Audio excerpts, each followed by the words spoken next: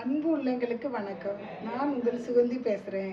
இன்றைக்கி நம்ம சமையலில் சாலை மீன் குழம்பு ஈஸியாக குயிக்காக எப்படி செய்கிறோங்கிறத இன்றைக்கி பார்க்கலாம். அதுக்கு தேவைப்படுற பொருளெல்லாம் இதை எடுத்து வச்சுருக்கேன் பாருங்கள். மீன், சாலை மீன், தேங்காய், தக்காளி, மிளகாய், வெங்காயம், ஒரு 3 பல் பூண்டு, ஒரு துண்டு இஞ்சி, மாங்காய், கடைசியில் போடுறதுக்கு மாங்காய், தக்காளி பழம்லாம் போடுறதுனால புளி கொஞ்சமாக சேர்த்துருக்கேன். உங்களுக்கு இப்போ அதிகமாக வேணும்னா கூட கொஞ்சம் போட்டுக்கலாம். நான் ஒரு 10 கொட்டை அளவுக்கு புளி ஊற வச்சுருக்கேன். தேவையான பொருட்களை எல்லாம் பார்த்துட்டோம். இனி செய்ய ஆரம்பிக்கலாமா? கொஞ்சமாக சீரகம்,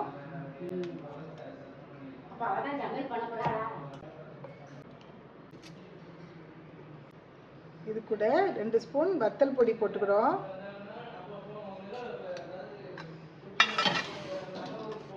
அவ்வளவுதாங்க. இதை நல்லா மசிய அரைச்சிக்கிடணும்.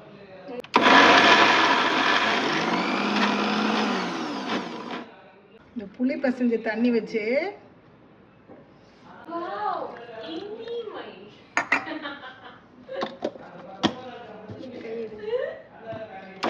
கொஞ்சம் சவுண்ட்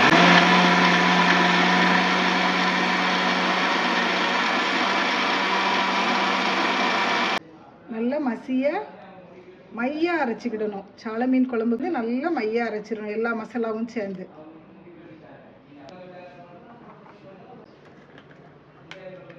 நம்ம இப்போ மசாலா எல்லாம் கலக்கி வச்சுக்கிடலாம். நம்ம அரைச்ச மசாலாவை பாத்திரத்தில் சேர்த்துக்கிடுங்க. ஒவ்வொரு பாத்திரமாக வேண்டாம், நம்ம எந்த பாத்திரத்தில் நம்ம செய்ய போகிறோமோ. நான் மண்சட்டியில் செய்கிறேன். மிளகாய் கீரி போட்டுக்கலாம்.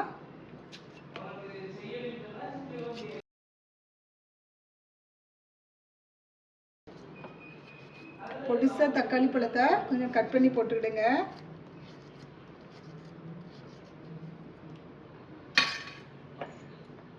கூட கொஞ்சமாக மஞ்சள் தூள் ஆட் பண்ணிக்கலாம். ரொம்ப மஞ்சள் சேர்க்கக்கூடாது, லைட்டாக.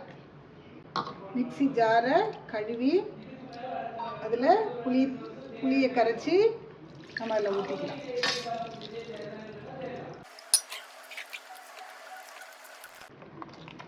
தக்காளி பழம், மிளகாய் எல்லாம் மிக்ஸ் ஆகிட்டு இப்போ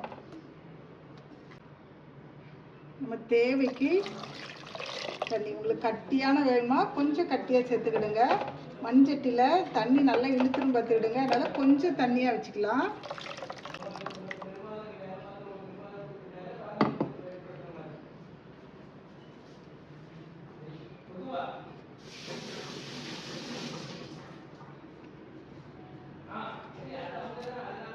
ரெண்டு கொத்து கருவேப்பிலையும் போட்டு தேவைக்கு உப்பு போட்டிருக்கேன். அடுப்பு ஆன் பண்ணலை, மசாலா எல்லாத்தையும் தான் கூட்டி வச்சுருக்கேன். எல்லா மசாலாவையும் நம்ம இப்போ சேர்த்தாச்சு. தேவைக்கு தண்ணி சேர்த்துக்கிடுங்க. நான் இப்படி வச்சுருக்கேன். உங்களுக்கு கொஞ்சம் கட்டியாக வேணுன்னா கூட கட்டியாக வச்சுக்கலாம், தண்ணியாக வேணுனாலும் தண்ணியாக வச்சுக்கிடலாம்.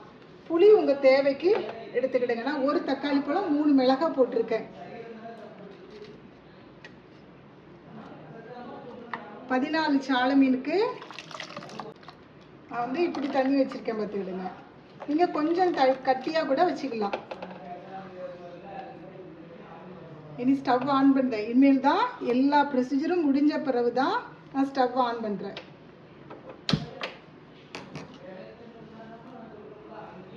மசாலா நல்லா கொதிக்கட்டும். இப்போ ஒரு மூடி போட்டு மூடி வச்சிடலாம்.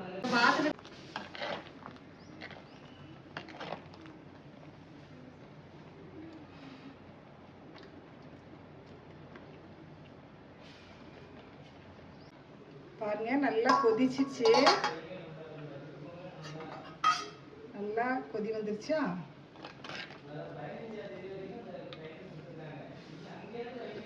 எட்டு நிமிஷம் வச்சிருக்கேன். நல்லா கொதிச்சிருச்சு.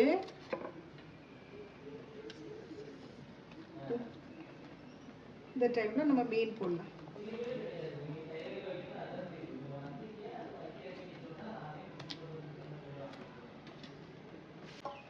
மீனும் போட்டு மாங்காவையும் இது கூடயே சேர்த்துடலாம் நம்ம.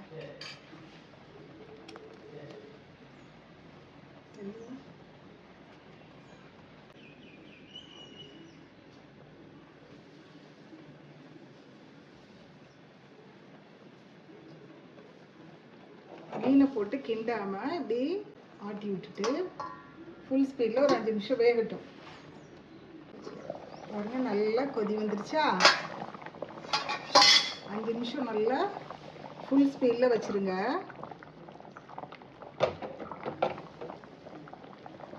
இனி சிம்மில் போட்டுடலாம்.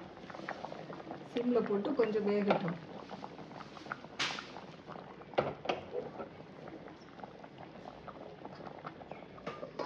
உப்பு கொஞ்சம் குறைவாக இருந்ததுமா, கொஞ்சம் போடுறேன்.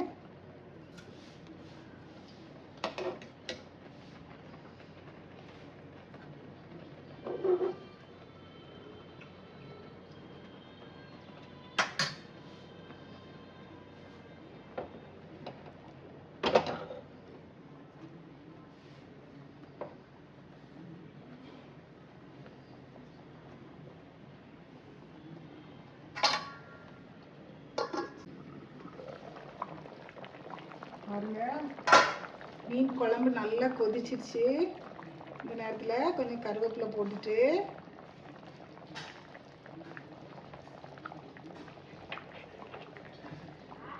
ரெண்டு ஸ்பூன் தேங்காய் எண்ணெய் விட்டுருங்க. போதும். தாளிக்கிறதுக்கு பதில் 1 ஸ்பூன் அல்லது 2 ஸ்பூன் தேங்காய் எண்ணெய் விட்டு